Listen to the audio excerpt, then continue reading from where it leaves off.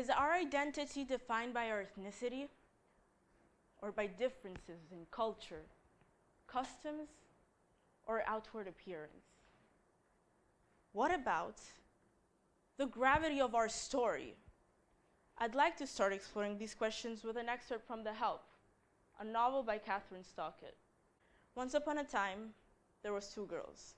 One girl had black skin, and one girl had white.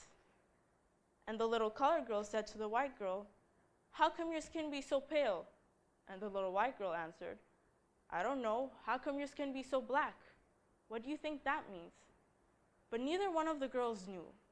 So the little white girl said, "Well, let's see. You got hair, and I got hair." And the little colored girl said, "I got a nose, and you got a nose." And the little white girl said, "I got toes, and you got toes. So we're the same, just a different color." A question you may be asking yourself is, where do these differences originate from in the first place? Despite countless similarities on the inside, people's outsides bear unique features. Let's look at the biology behind these traits to better understand how geography and evolution have inspired diversity. Research by the Smithsonian Museum of Natural History shows that depending on geographic location, humans, like animals, have evolved to better adapt to their environments. Some having monolids to protect them from harsh winds in northern Asia, while others, like me, having more melanin in their skin to protect us from harsh UV rays.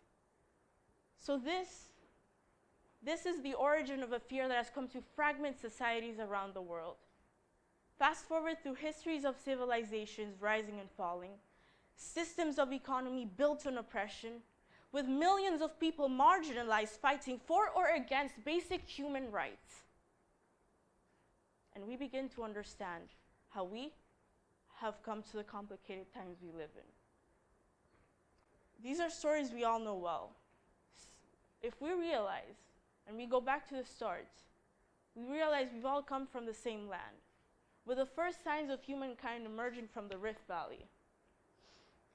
Looking at this picture, I want to feel freedom and unity for all the ancestors of my brothers and sisters who came from this land some 200,000 years ago. But my idealism is confronted by a current reality, and I remember that that is not yet possible.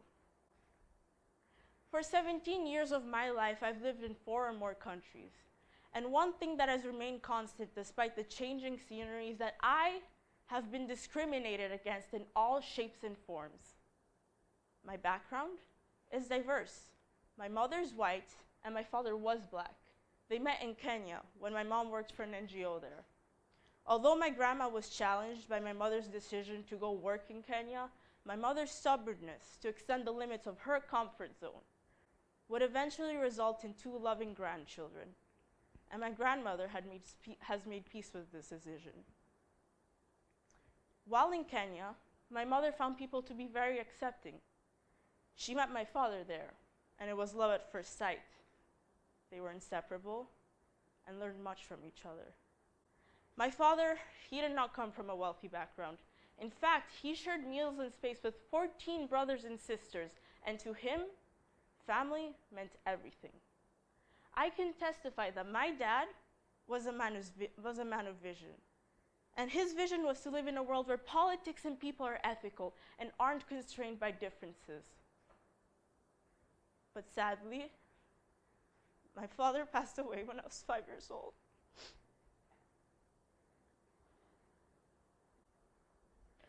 And although I still live with the pain that is brought by his absence, his message and purpose to live through the lyrics he left behind, as well as through me, he was an artist, a visionary. I've learned much from his experiences. After some time, my mom managed to fall in love again. And I'm going to try my best to break down a complicated dynamic into bite-sized pieces. As I said, my mother managed to fall in love again. And she married my stepfather, Spiros, who's from Greece. And along with him came my half Scottish, half Greek brother, Nico. Now fast forward through 7 years, and my parents managed to bring my baby brother Nino into the world, who although was born in Kenya, is half Italian and half Greek, whereas my sister Nicole is like me, half Italian and half Kenyan. Our family is diverse, beautiful, and something to be proud of. After years of living together, I can describe my household space as beyond judgment. Within our four walls, there is nothing to be ashamed of. Even though we all look different, we all love the same.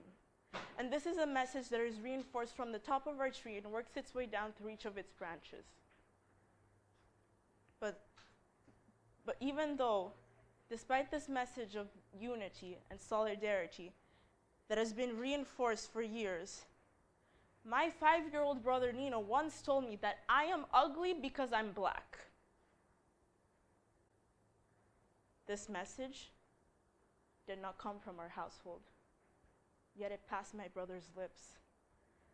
Distressed as it made me, I examined his observations as a product of bigotry, discrimination, prejudice, and xenophobia, the fear of the other.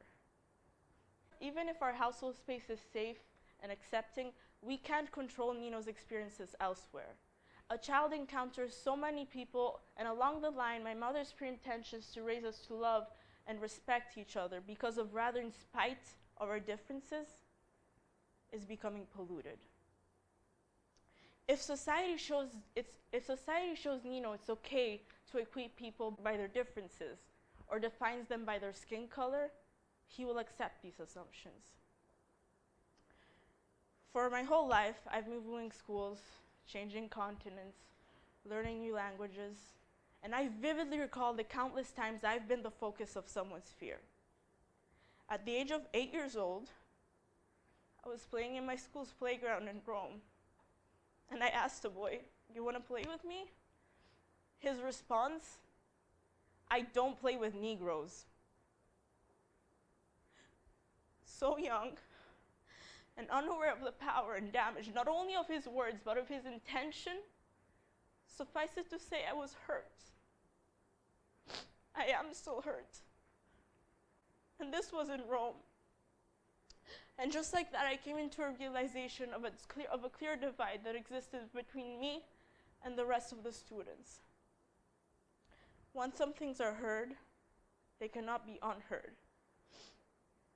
In the afternoon, I ran to the kitchen and told my mom, "Mama, a boy at school was mean to me. He said he didn't want to play with me because I was Negro." My mother stopped, and I could see in her eyes it hurt her. She told me, "Do you know what that word means?" I said, "No, Mom, I don't, but I feel like it is mean." A side note, here in Latin America, it can be natural to refer to someone by their most outstanding feature. In my case, negra. But my mother and I both knew that this boy's intentions were not to be helpful. It was to be superficial. So when my mother told me, "Do not let anyone talk to you like that," I took it as a moment to stand up for myself, to advocate for all the people who have felt all of their person reduced to one single quality. I didn't understand why this kid didn't want to play with me. Nor did Nina understand the implications of calling me ugly due to my skin color. To protect me, my mom, the following day, went and notified the school about the incident. A positive response came from the school's personnel, who, like me, had suffered discrimination. As a result, the IB Learner Profile was introduced to the community. This profile encouraged students to become risk-takers, thinkers, communicators, among other desirable things. The impact it had on my community was incredible. Children wanted to be risk-takers and began to talk to me. It was the following initiative that I developed some of the most important friendships of my life. I went from being neglected and out of space to slowly being accepted and accepting myself for who I am. Then we moved to Kenya, and I was happy because this was my homeland. In my first year of high school, I was judged. I was judged for my body. I was judged for being black. I was judged not for being black enough. I was judged for being good at swimming. I was judged for speaking Italian, and the list goes on. I could not escape judgment, even though it seemed inevitable. Weeks of insecurity turned to months of high school, as I started being harassed via email.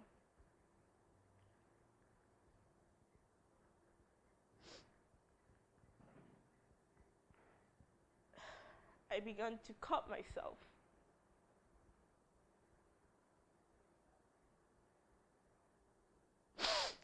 I questioned my existence on earth,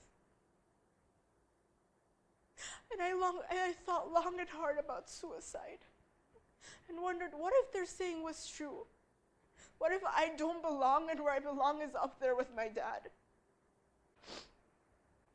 My mom was worried, as was the rest of my family. And yet the most absurd thoughts kept filtering my head. My mother's white. Does she even love me? Fear caused me to question even my own mother. I began speaking with a counselor, and things got better as I moved to Nicaragua. But even though every time something goes wrong, I still fight the temptation to cut myself, I learned to refocus this into a new sense of purpose. Because this is what brings me here to address to you all today. How many others have gone through a similar dark period of their lifetime because they've suffered discrimination? Because they felt isolated? Because of their race, gender, sexual orientation? Why is our society still stuck on the term of differences when this so evidently prevents us from accepting each other and accepting ourselves? How can we unify pieces of a fragmented society when we're being led by fear? This has been the story of our society since the 15th century and the slave trade. But what if we decide to tell our grandchildren and children something different? So ask yourself, are you brave enough to take risks? Are you strong enough to be sensitive? Will you talk to the girl or boy no one seems to like, or look like, or understand? Are you strong enough to be sensitive and listen to the people who are guiding you in life, no matter where they're from, and truly listen because they're equal as you and accepting as you, and the people who look like you?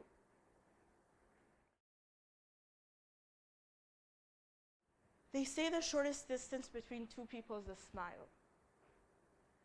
It stands to no reason that we can traverse this message into a new sense of purpose. The way we choose to call ourselves is a reflection of who we feel we are. It allows a person's story to become malleable and self-determined. When you see someone different from you, do you generalize? Instead of prejudging someone for what you think you know about them, why not ask them for their name? Let them tell you their story. And truly listen. In an increasingly digitized world, it can sometimes feel impossible to deconstruct stories of terrorism, hatred, and isolation. And if we paint a group of people with a broad brush, we let the power of fear to turn anyone with a hijab into a terrorist, or anyone with white skin into a racist, or anyone with black skin into a Negro, or worse. We need to rewrite our story so that it reads, when someone is dehumanized, we're all dehumanized. And when someone is belittled, we are all belittled. We need to teach our next generation to follow Dr. King's vision, to accept people because of the quality of their character, rather than anything else that may seem of greater importance. Modeling your own friendships with people who look, act, and believe differently from you. Show your children that we can be unified if we come together rather than cast one another out. And help clarify assumptions that are based on facts rather than rather than generalization or fiction. Remember the story I told you at the start of the two girls who are fascinated by their sameness as opposed to their differences? Look around you. We all have skin, we all have hair, and we all have a voice. And we can and should decide whether our voices are to project negativity or hatred. What if instead we proliferate xenophobia, we eradicate it? Only then, when we debunk this myth, we can see a vast potential of a strong and unified society. My name is Jasmine, by the way, and now you know my story, but where it goes from here is up to you.